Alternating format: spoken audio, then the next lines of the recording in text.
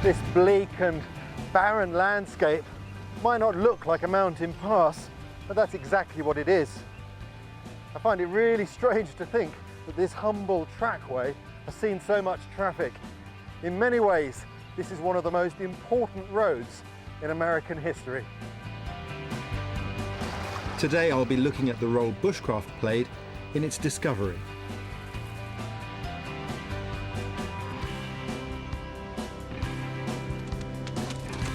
It's been a pleasure. Yeah.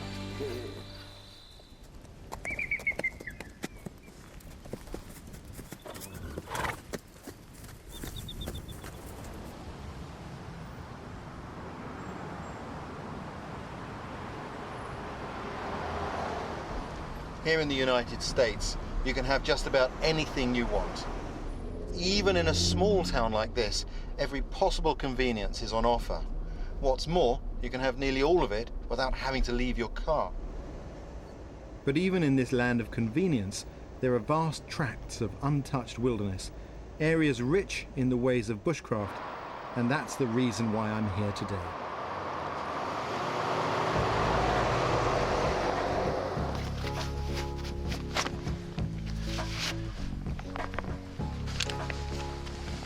I'm heading into an area where no motors are allowed. The only way you can get in there is on foot. Either your own, or even better still, those of a trusty companion.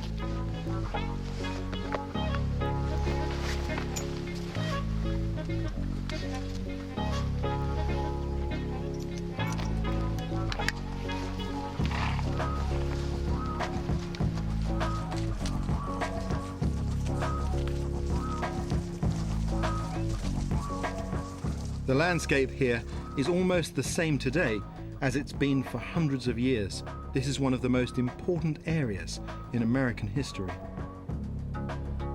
This is the Greater Yellowstone ecosystem, the biggest wilderness area in the United States. Almost within living memory, it remained unexplored by white settlers. It's an area of amazing beauty. The only real way to explore it, though, is on horseback.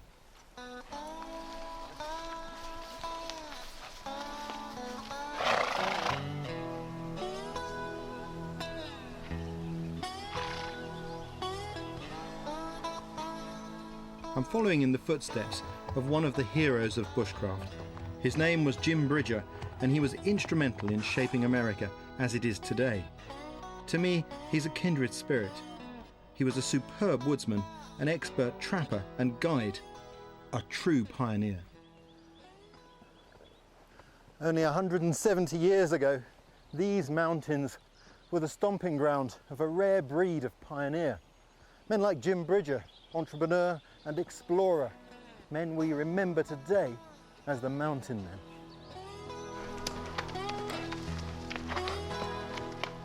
Bridger and the mountain men came to this area in the 1800s, looking to make their fortunes. Their knowledge of bushcraft allowed them to live out here for months at a time, exploring uncharted territories and blazing the very horse trails that I'm using.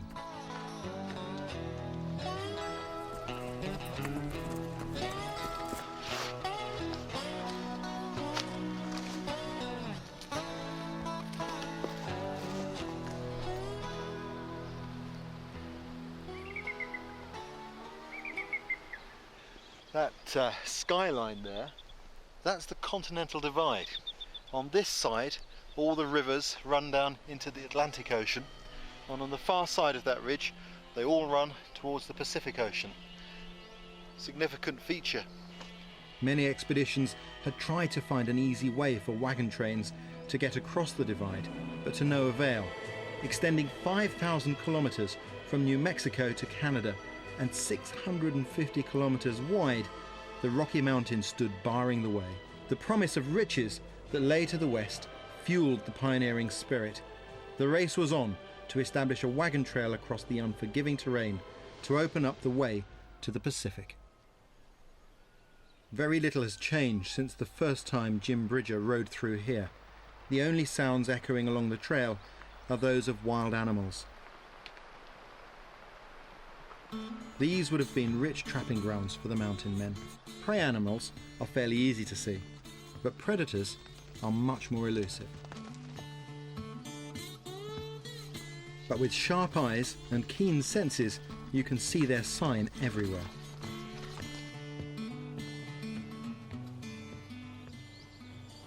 This is exactly the sort of thing I was talking about. You can see there where the tree has been barked by a grizzly bear. He's come along, stripped it off and eaten the cambium underneath.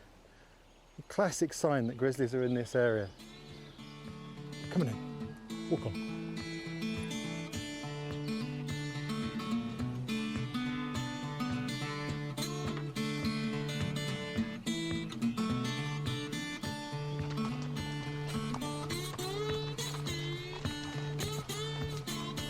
This really is an amazing place. There's so much wildlife here. And travelling by horse, well, it's a fantastic way to see it. You can really feel what it would have been like for the mountain men. It's incredible to think so recently this was the western frontier of the United States.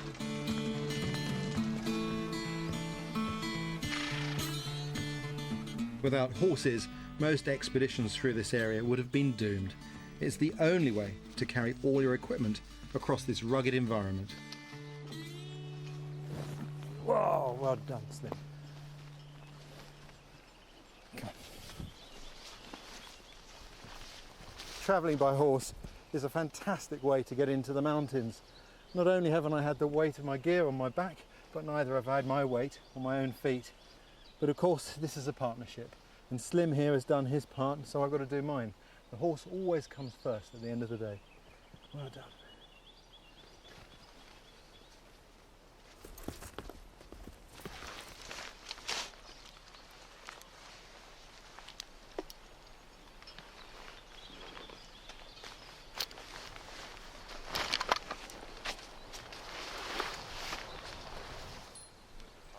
These horses belong to Tory Taylor, a conservationist who spends much of his time in these mountains.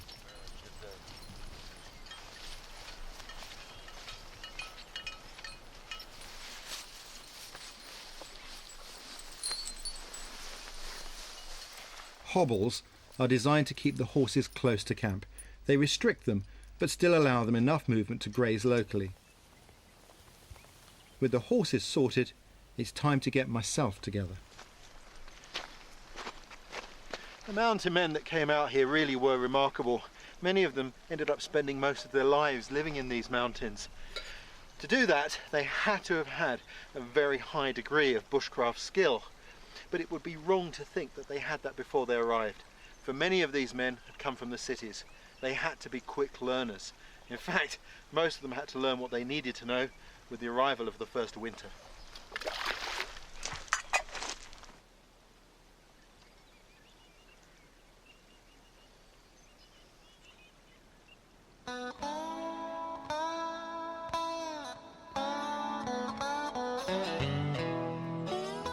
One of the great things about bushcraft is that you learn that even in the most spectacular landscapes, beauty is often found in the smallest details. There's more sign of bear here, and I'll just show you this wonderful footprint. This is the track of a grizzly bear. You can see how big that is compared to my hand.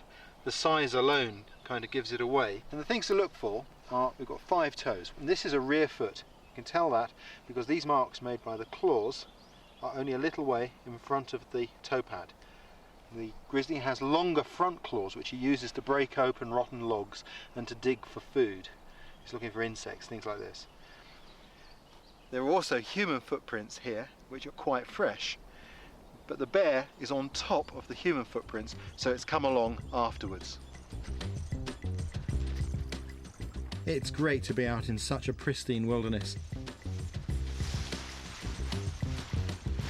In places like this, I like to camp out close to nature, just under a lightweight tarp.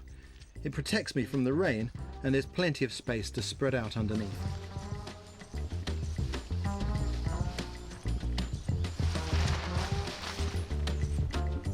If you're living outdoors like this, you have to take certain precautions to protect the wildlife that lives here. Of course, a lot of people think that when you camp, bears are a problem. Actually, it's the other way around. It's people that are the problem. If the camps run badly and food scraps are left around, bears come in and become habituated. They get used to taking scraps or even gifts of food from people. And when bears and people come into close proximity, obviously, at some point, there's going to be a problem. Usually, it's the bear that ends up the one being hurt. Fortunately, at this campsite, I'm lucky because I can use this bear box to store my food, and you can see it's built like Fort Knox. It's actually a regulation that your food must be secured away from bears, either in a box like this or suspended from a tree. You won't always have access to a bear box, but there's a fairly easy way to store your food if not. Bushcraft is all about being adaptable. I learnt this technique of throwing a rope into a tree from a tree surgeon, and it works perfectly for this purpose. The most important thing to remember though is to seal your food in airtight bags to conceal its scent before you suspend the bags in the tree.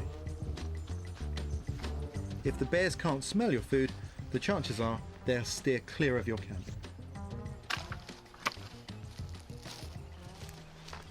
Well, that's me done. I've just got one last job to do, and that's to light a fire. I only need a small fire just to make brews and to keep me warm, and I'm going to set that up underneath the tarp. If I protect the fire from the rain, it uses less fuel, and less fuel means less work.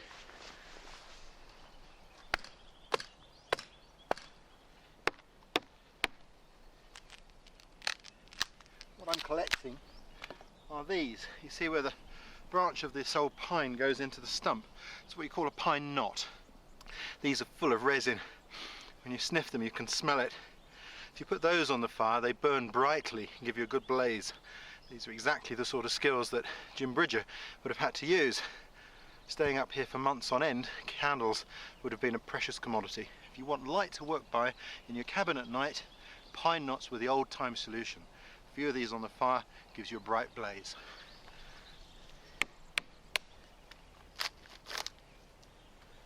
And now, as the sun's going down, it's the perfect time to use them. They'll give me a lot of light here.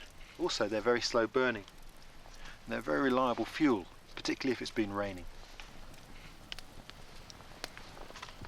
The spluttering flames on the pine knots is a really comforting sight. They're a fascinating thing. The last time I came across anybody else using pine knots was in Canada. I was travelling down a river, and at the campsites, when I got to each campsite, I found pine knots that had been collected and left by the fireplace. Now, this isn't something you see every day. This piece of bushcraft is one of those bits that are being forgotten, and I was intrigued by this. I never did catch up with the people who left those pine knots there, but it was interesting. There was a bond there between people who knew a similar resource. But at the end of my journey, I made a few inquiries to find out who else had been down the river recently, and it turns out that it was a group of Indians, native Canadians, who'd gone down the river to teach youngsters how to live in the bush, and one of them was using this skill. Bridger lived out here for months at a time. Apparently, he hated going to town. He found the beds too soft, and if he had to stay in a hotel, he'd sleep on the floor instead. This is just how he must have felt. Out in the wilds, not knowing what tomorrow might bring. In mountain meadows, mornings are beautifully still and quiet. But not today. 200 meters from my camp, there are dark shapes moving.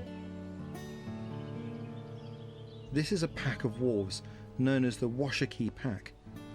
Although this has been part of their territory for 8 years, this is the first time that Tori has ever seen them.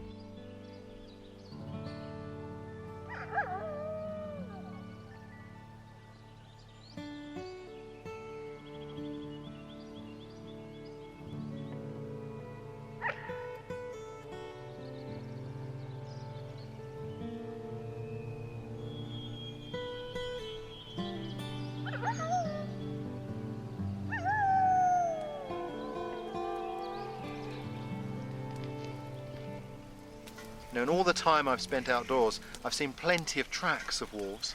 I even saw a fresh dropping yesterday. But to see the animals themselves, well, they're very secretive. You can count those experiences on one hand. So that was a marvellous sight. And what I intend to do is, once I've had some breakfast, I'm going to saddle up right out over there and see what tracks they've left behind. I can't wait.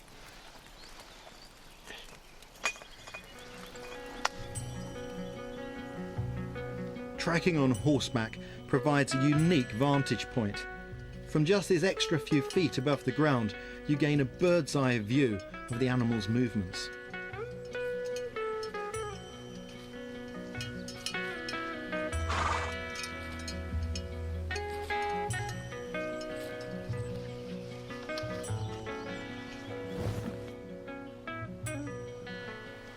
I can see where they drag bits over that way as well. Yeah. Some more bone back there.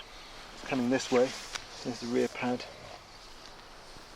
So they must have made the kill somewhere near here. There's a lot of disturbance here. Tori, how many wolves are there in this area? We saw 6 this morning, and I think the pack is not much larger than that. There's been a few killed by control actions the last few weeks. At least 4 have died by the actions of the government. So how do you feel about that? To kill the wolf just because he's doing what he does naturally by feeding on different things, in this case a calf elk, but in that case down there a domestic cow, I don't necessarily agree with that. To bring them back into the greater Yellowstone ecosystem, as we have done here, is a tremendous success story, and it is going to take give and take on everyone's part. But 4 wolves for the price of 1 cow, it seems a little excessive to me. Yeah, I think I'd agree with you.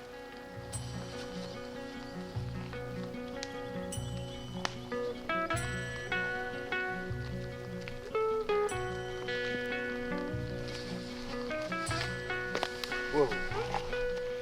I don't know whether you can see that, but down there, that is not a dog dropping. That's a dropping from the wolves. We followed the trail that they left all the way from the kill site up to here. And I can see further very fine disturbances coming up the slope there. There's some scuffing there, and they've gone up this way. These animals really are magical. If only we had more wild places for them.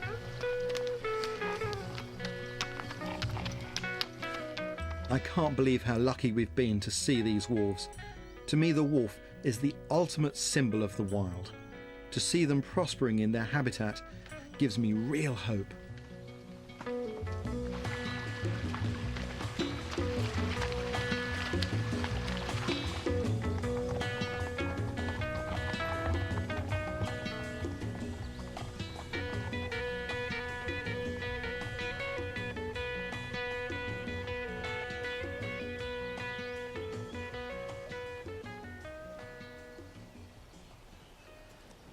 I'm really impressed with these horses and their ability to negotiate this incredible terrain. But I can't imagine how difficult it would be to bring a horse and cart through here. The real secret to finding a way through these mountains lay with the native inhabitants. Jim Bridger's close ties with the many Indian tribes who lived across this land were crucial when it came to pioneering a road to the west. From their unsurpassed knowledge of bushcraft, he learned the techniques that he needed to overcome the many obstacles in his way.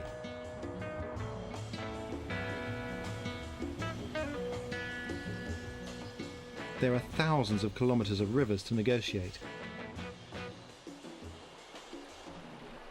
The local way to travel down rivers or across them was using something called a bull boat, which is the North American equivalent of a coracle. And for the hull, the covering of it, what they used was this, a buffalo skin. Fresh buffalo hide like that. And that's what I'm going to do. I'm going to make a bull boat and see how they are in the water. First job is to lay this out and gauge the size of the boat.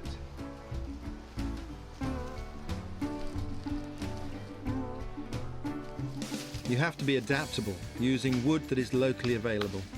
Willows grow abundantly on this riverbank.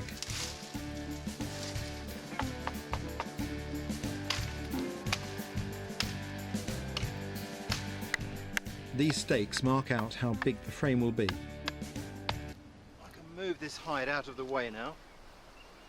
Put that in the shade somewhere. And now I can start to construct the boat itself. For that, the first job is to put a hoop, a willow hoop, in the base of these foresticks. Willow's the perfect wood to work with because it's so flexible.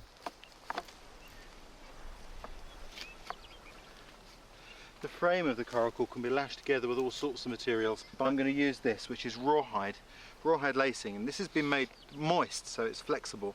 As it dries, it will go stiff and it will shrink and bind the materials tightly together. Rawhide is just animal skin that's been cleaned and stripped of its hair. Many Indian tribes relied heavily on the buffalo for their livelihood, using every single part of the animal.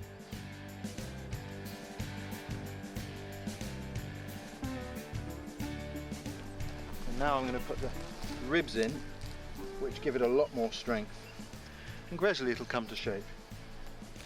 Finding the willow quite difficult this time of year. It's certainly a lot drier than it would have been a month or so ago, but that's all part of the challenge when you work with these sorts of materials.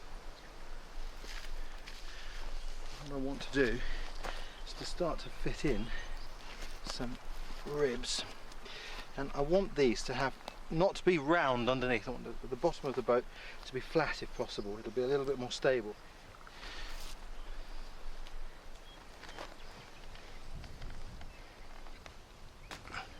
The number of ribs will vary according to the boat, and that's not looking too bad at the moment, so I think I'm going to put a few cross ribs now, long ones, in and see where that takes us. Have a look. Nice upright.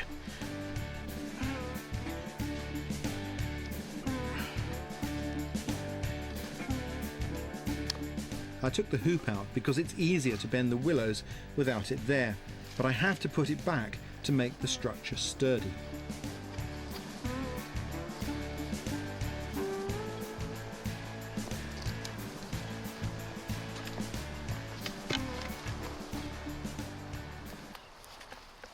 Once the edges are tidied up, I leave the rawhide to dry and tighten in the sun while I fashion a needle to sew the hide into the willow frame.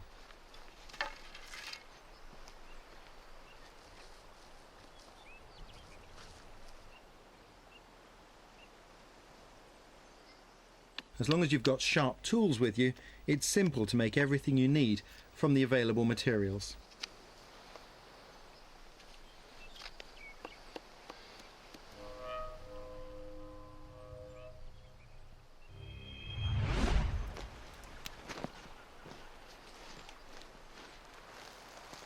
There are two ways of attaching the hide. You can just tie it on the inside to the ribs, or you can do like I'm doing here, which is to sew it on around the edge.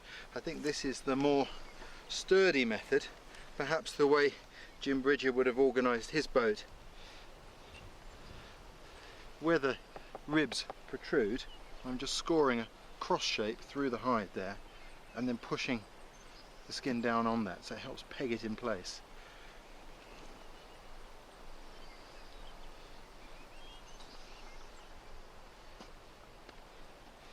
This is the tail, and the tails were left on so that when several boats are in use, these could be used to tie them together.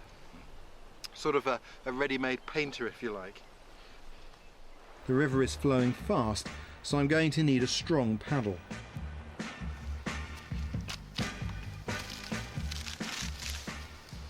I'm hoping this piece of wood will make a paddle. Depends whether I can split it or not.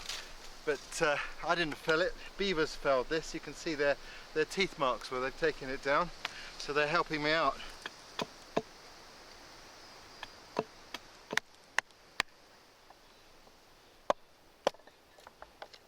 What I'm doing, I'm just making simple wedges. A bit of board here lying around. Ideal. The principle of bushcraft is that always make the tool that makes the job easier. Trying to do it without investing the time in making a tool is the hard way.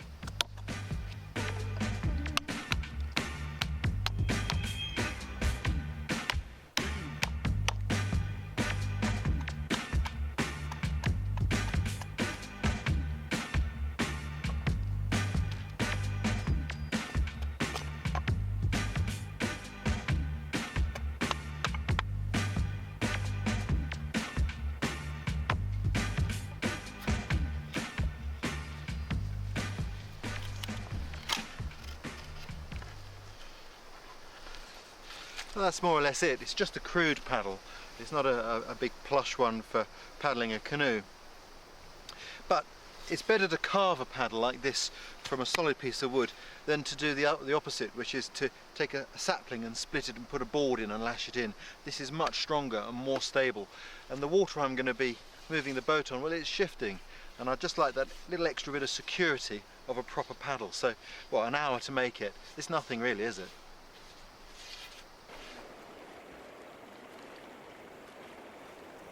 It was a boat just like this one that Jim Bridger built when he went on his major expedition down the Bear River.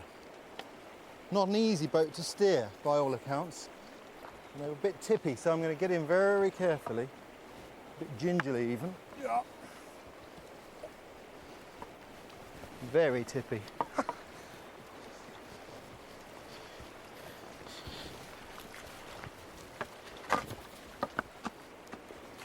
Whoa.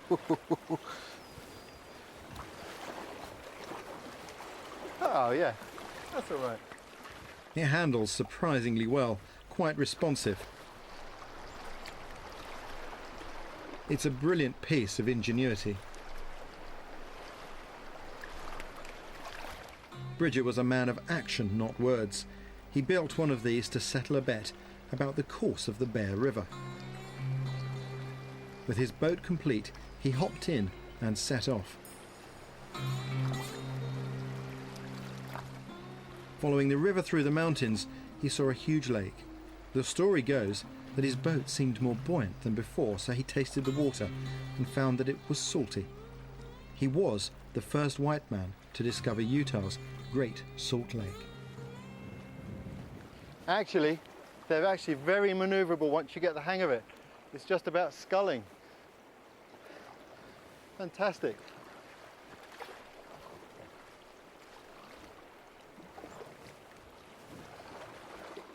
You've got to hand it to Bridger and his pioneering spirit. It must have taken some guts to set off in something as flimsy as this, never knowing what might be waiting for him round the next bend.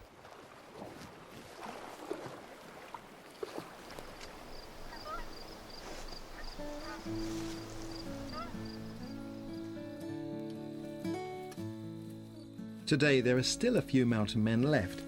This is Jake Carell. He's a trapper who grew up here and has worked these mountains for years.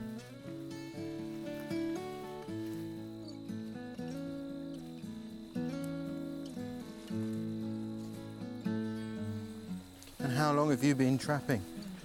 83 years. I 83 started when years. I was 7 and I'm now 90. I'm still at it. You don't look 90. Yeah, there's a lot of young guys can't keep up with me what I do, you know.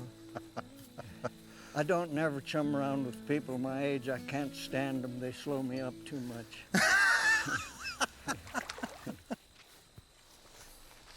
Any changes in your life as you've grown older? Well, my sex life changed. I can plow as deep as I ever could, but I can't make as many rounds.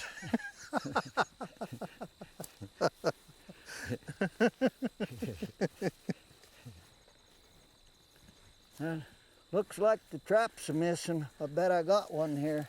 I see the wire going in, yeah. Yeah, we'll pull it up. We might have something here. Yeah, I got a kit beaver. A little old kit beaver.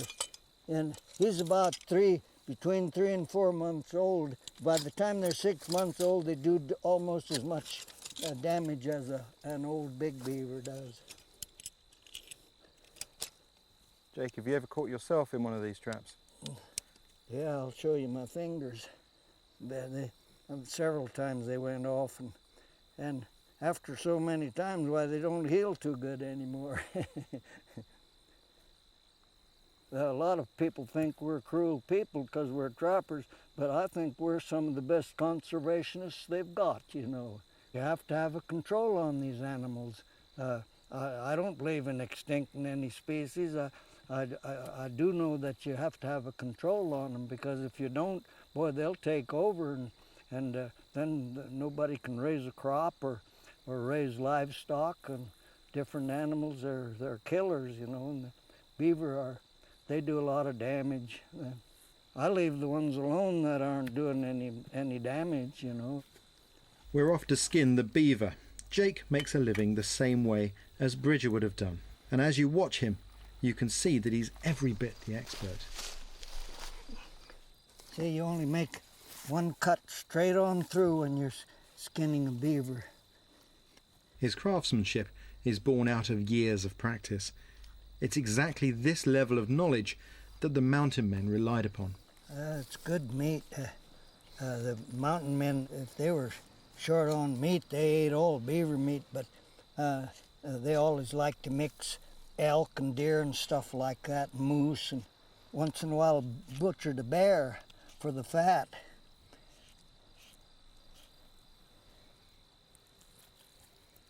Nice beaver. Watching Jake, it's hard to believe that he's actually 90 years old. I just got a little ways to go here, and then I'll put it on a hoop, just like the mountain men did in the early days. The only difference, we use iron now and they used willows. Here.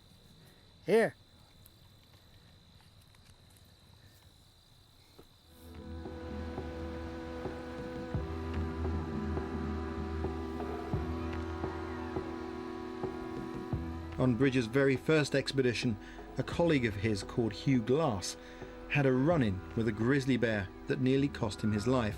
He was mauled and left for dead, with all but the bare minimum of his possessions.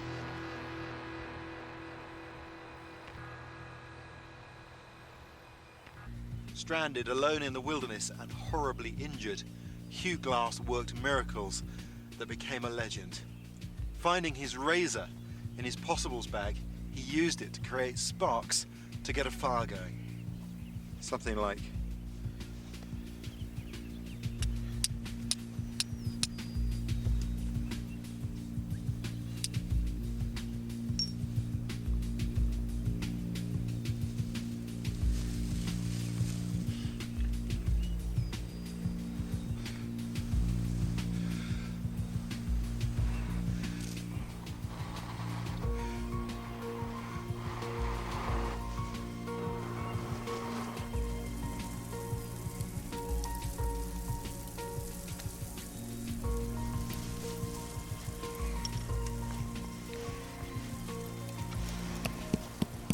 Hammer them in and hook them on there, see? That's the way we hoop them.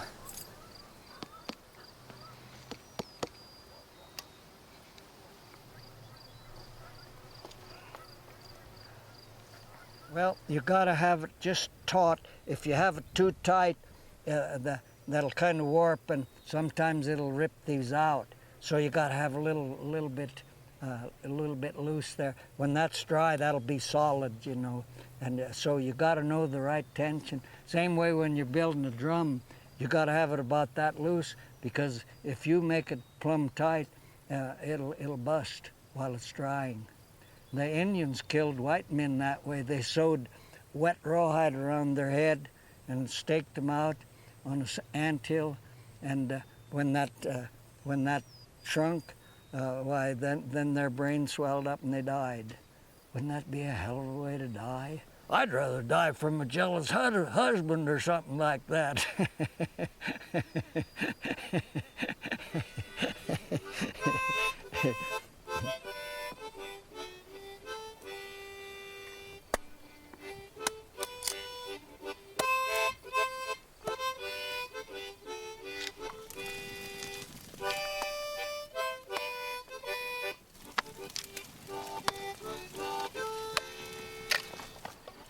That should get us going, shouldn't it?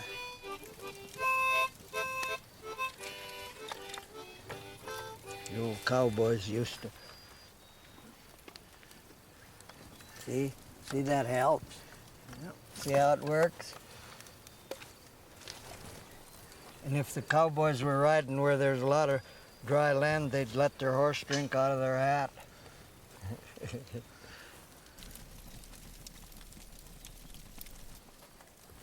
We'll just let that go for now.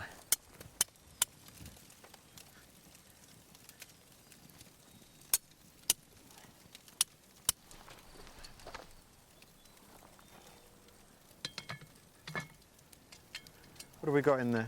Peach cobbler and beaver stew. Oh, fantastic. Yeah, yeah.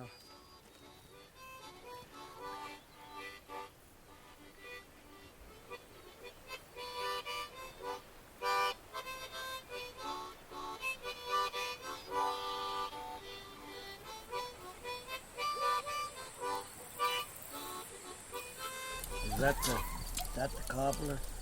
That's the stew. We don't want to burn it. Let's have a look. No, Oh, that's look at that. That's the stew.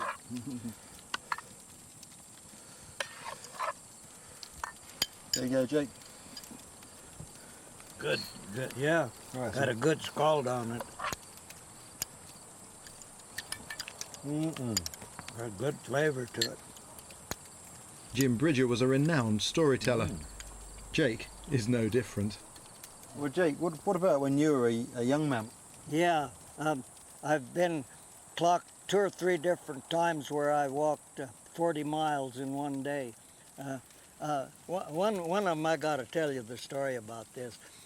I got done early with my hunters, and John Bradford had a hunting camp up on Togety Pass, and there was quite a group of Mormons came in there, and they had a guy from a BYU football player. They was telling what a hell of a tough guy he was and how far he could walk, and John Bradford knew me real well, you know. He said, well, you guys can brag your man up all you want. He'll never outwalk that guy right there. He pointed to me, you know. And, oh, they said, you want to make a bet? And John said, yeah, what? How much you want to bet? And there were several $100 bet, you know. And so we left it in the dark. We had a flashlight, and I walked over to Cottonwood Bench, which was 20 miles. And boy, it was right on my butt all the way. And coming out, we were about halfway out, and I looked over my shoulder and I couldn't see him. So I walked back, and there he was sitting by a little stream, and had his shoes off, and he had blisters on his feet. And he said, you win. He said, you go on, I'll hobble on in. And you know, I dog trotted on out and saddled 2 horses and went back and got them, you know. so old John Bradford, he said, see, I told you guys, there wasn't nobody gonna outwalk Jake.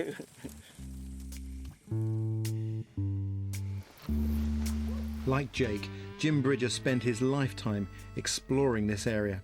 Every valley might be the key to finding a way through to the west. Following in his footsteps, I can see how difficult it must have been to find a way through for the wagon trains.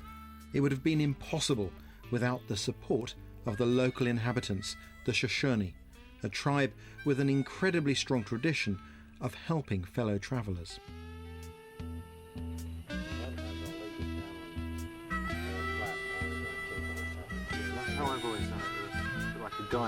Leo, a leading member of the tribe, is making jerky from elk meat in the traditional way. How do you do your jerky? What's your method? What I do is cut all the way through this without cutting my fingers. Yep. And you just gotta kind of have a feel. These knives are just razor sharp. Yep. But we want this meat just as thin as we could get it. So you're starting to unroll it, aren't you? Yeah, we want it as big and as thin as we could get it. These bits here.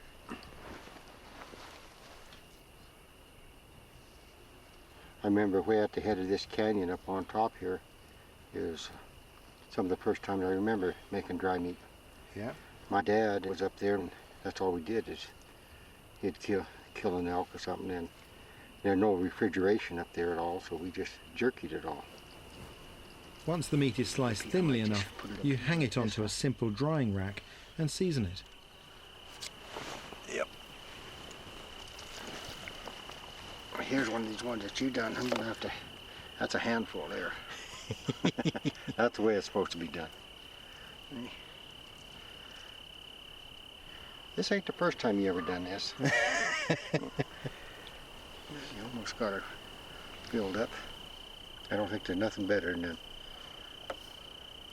jerky just being out here air cured. Mm-hmm. So I'll get a little fire going? Yeah, once we get a good fire going, we'll take some green grass and throw on it. Yeah. and it'll die back down, and then it'll be just a smudge coming up. Or some juniper branches, maybe. Yeah, that'll work. That'll be good, wouldn't it? Excellent. We don't want to cook the meat with the fire. It's just there to help keep the flies off. I've spotted exactly the right thing to light the fire with. This is clematis. It reminds me of where I grew up in the south of England. During the fall, right through to the spring, you find this on the bushes there too. And this downy part, which people often called old man's beard for obvious reasons, is excellent for fire lighting. There are more than 200 clematis species that grow from Europe to Asia.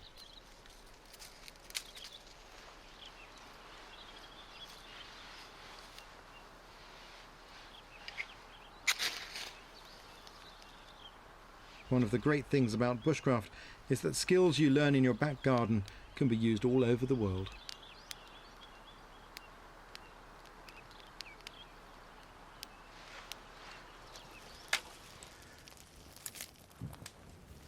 Okay. I'm going to grab hold of these two. Yeah, ready? Yeah. Smoke from juniper branches will drive insects away and infuse the meat with a delicate flavour. Yeah, that looks real good.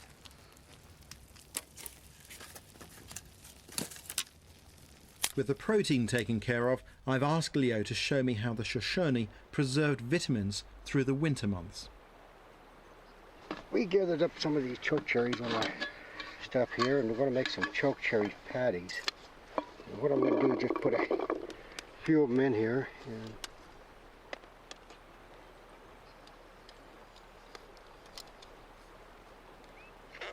The leaves, bark and seeds contain a poison called hydrocyanic acid, which is neutralised when prepared like this, but also helps to act as a preservative.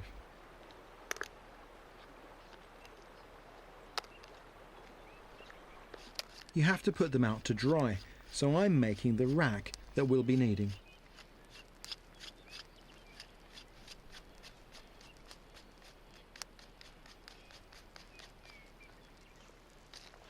The sticks need tying together, and there are plenty of natural materials around for that.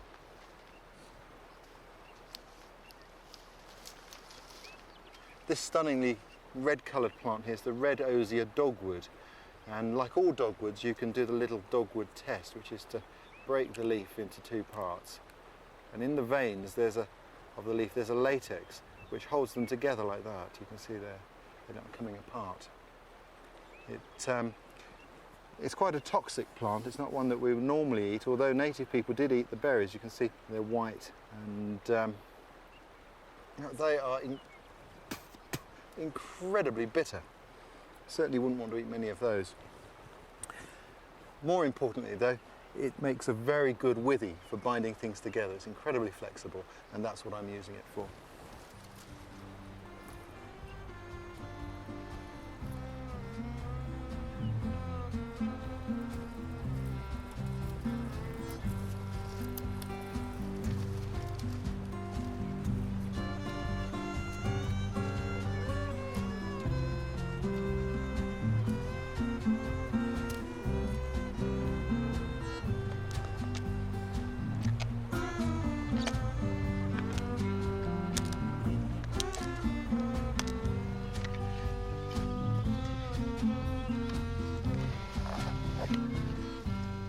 What I'm making is a drying rack so that we can dry some fruit over the slow fire there by the jerky.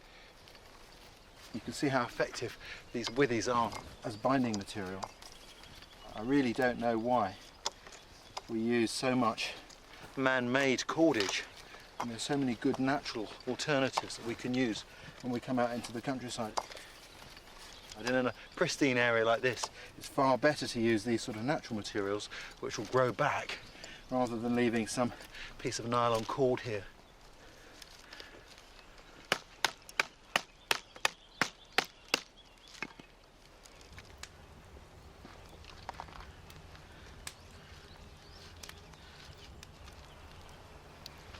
well, that's quite a rack you made there. It's doing a good job.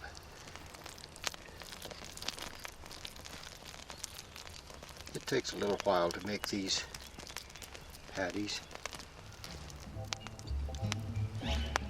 With that job done and the temperature dropping quickly, we have to get the teepee up before the sun goes down.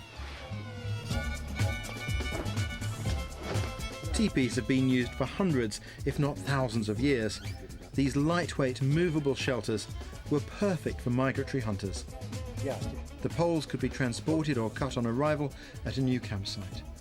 See, I was trying to get the door facing the east. always east. Yeah, and then move yours back around.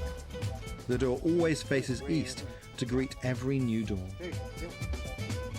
We can go ahead and start with that one right there, Ray, if you wanted to. Leo still uses them whenever he's out in the backcountry.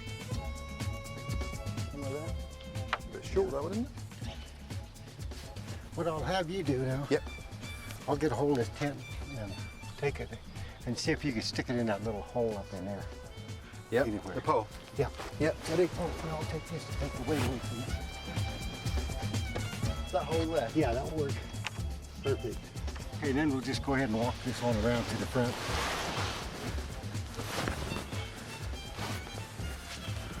You're a little taller than I am.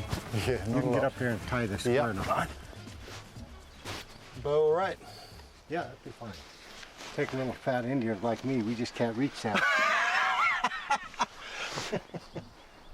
It's a neat arrangement, isn't it? I mean, I think that's a really elegant system of lacing a tent up.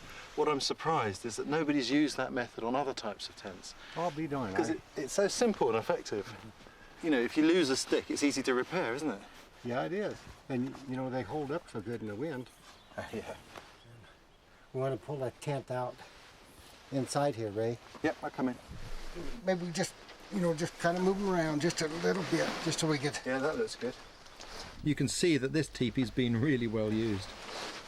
Maybe that other one on the other side, just take it towards the front there a little bit. This one? Yeah. I think this looks real good. And when we get outside, we'll pull it. We'll start from the front, driving the first stake. Yep. And we'll pull it out tight, and then we'll work Work around. our way back. Go ahead and put the front one in. That there? Yeah, put them on a slant.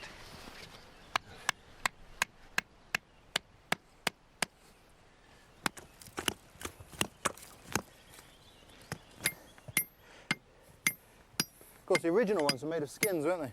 Yeah, they were. And it still amazes me how they could have packed them around. Because, God, they had to have been heavy. I don't know how heavy that boat you built, but I bet it was pretty heavy, and that was just one hide over just the one two. hide, yeah. The bull boat was really heavy, and it would have taken about 8 buffalo hides to make teepees this size.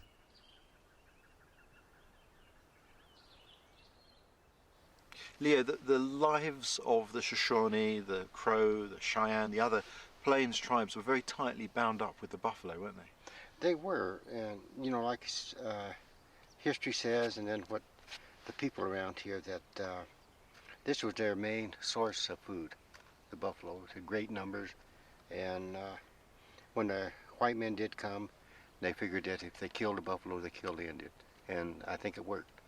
And this is just some of the remains of probably the early days of what was here, And as you look here, that's the marks that an Indian tribe, most likely Shoshones, had chopped into his head and took his brains, probably for brain tanning of the hides. So they've taken the brain out here Right. to tan the hide of the animal into clothing.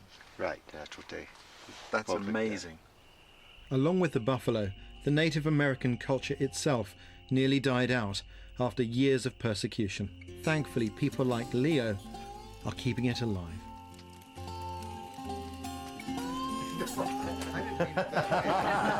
Jim Bridger spent many hours around the fire, forging close ties with the tribes in this region. He was fluent in many Indian languages, as well as Indian Sign Language. Together, they shared their knowledge of these mountains. One thing you can't do in Fremont County or in Wyoming, predict the weather.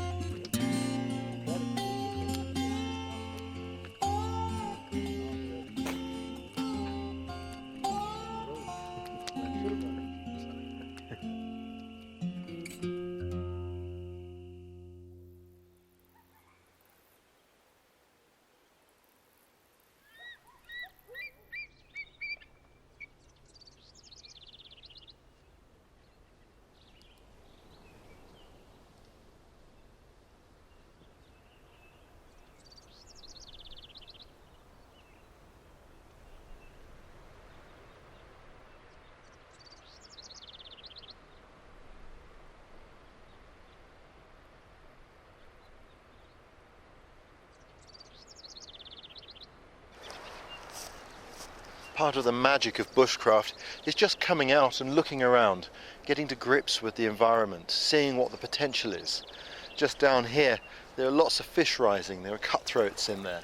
And it doesn't mean to say that we have to come always and catch them. It's about enjoying the fact that they're there, looking at the real potential of the landscape. It brings us very close to nature in a way that no other outdoor pursuit can.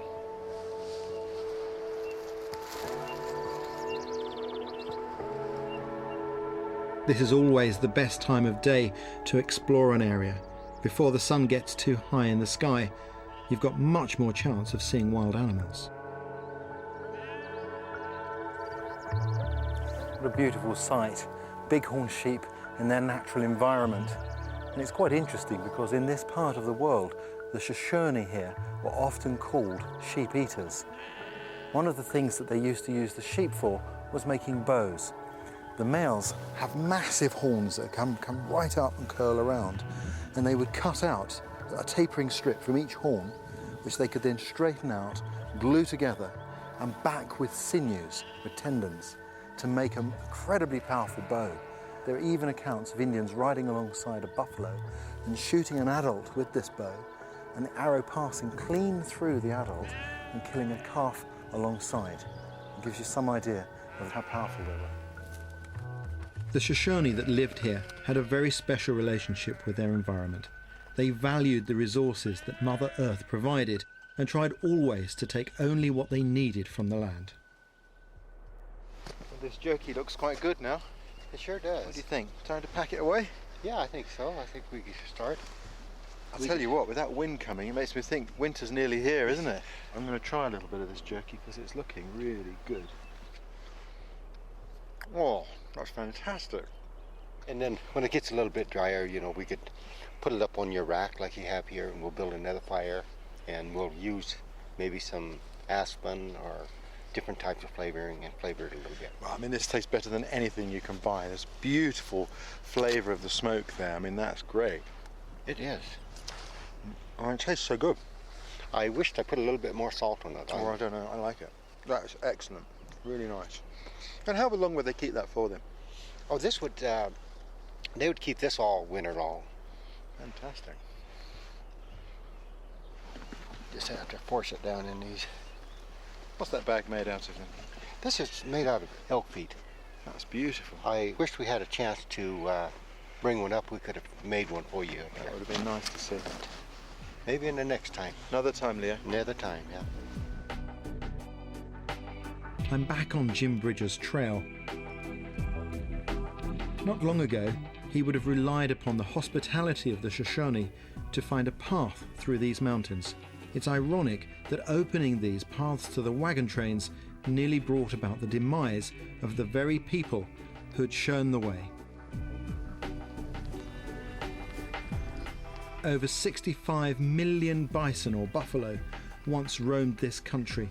A massive extermination of the species was launched in order to destroy the native peoples who depended upon them. By 1900, only a handful of wild buffalo remained. Fortunately, not all the bison in America were killed in the Great Culls. There are still herds to be seen today. But sadly, we can only wonder at the sight of a herd so big you could ride all day on a fast horse and never get to the head of it.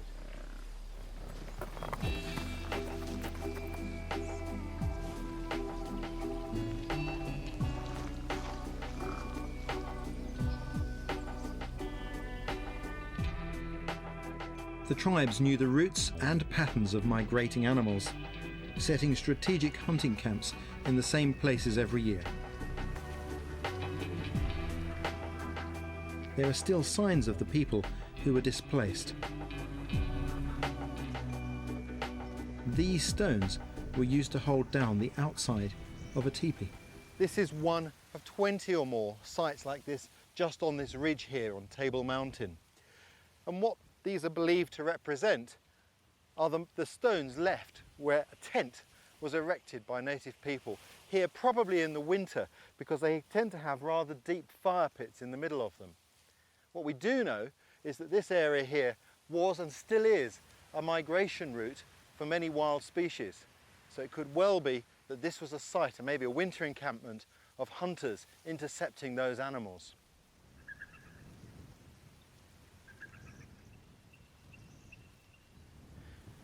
There are other more mysterious signs. This ring of stones here, in one expert's opinion, would once have been a stone wall that stood maybe this high in a circle. It was an eagle trap. And inside this, a young man would hide, hidden by sticks and grasses put across the top, on top of which would be a dead animal.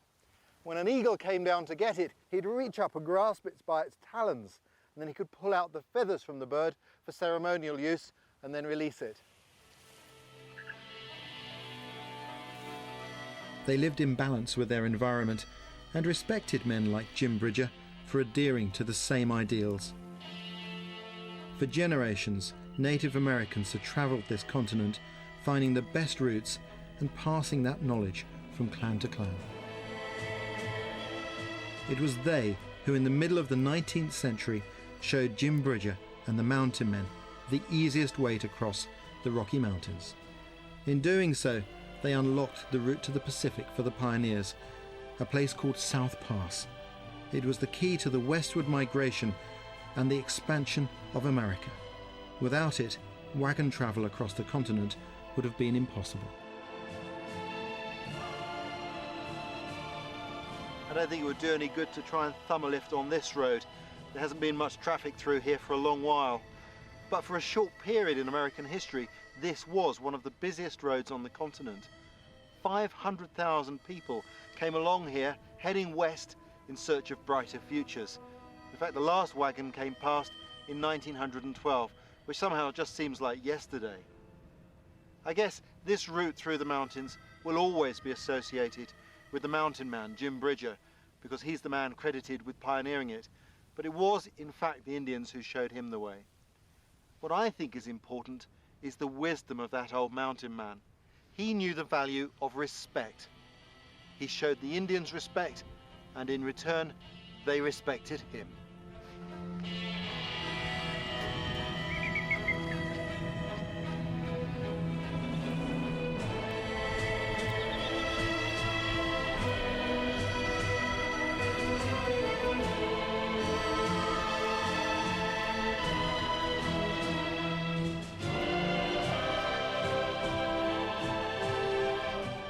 Little Britain next here on BBC Two and over on BBC Four.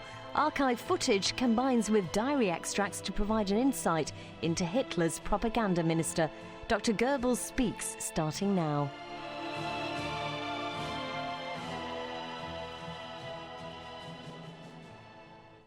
And Ray Mears has written a book to accompany his Bushcraft series with detailed information on survival techniques from cultures around the globe.